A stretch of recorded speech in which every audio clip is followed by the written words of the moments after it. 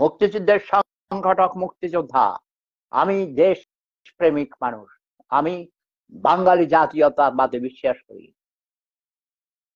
এবার বিজয়ের মাসে কোনো বিজয় নাই কেন রে? বিজয়ের উৎসব নাই কেন? সমন্বয়ক এক একটাকে করে আমি আসতেছি, কলিজা কাইটটা কুত্তারে খাওয়াবো সমন্বয়ক। দেশের মানুষ না খাইয়া মরে, সমন্বয়কের গোষ্ঠী কিসের স্বাধীনতা? এই সমন্বয়ক উদ্দেশ্যে জুতা। ডক্টর ইউনূস, তোমার দিন কিন্তু ঘনাই আইছে। আমাদের নবীজির অসম্মান করেছ, বুঝাইয়া কথা কইতে পারে না, ইংরেজি মারাও। বাঙালিদের সামনে ইংরেজি কইতে গেছিস, ছোট রক্ষ জায়গার ওই মূর্খরা হে ইংরেজি হাসে।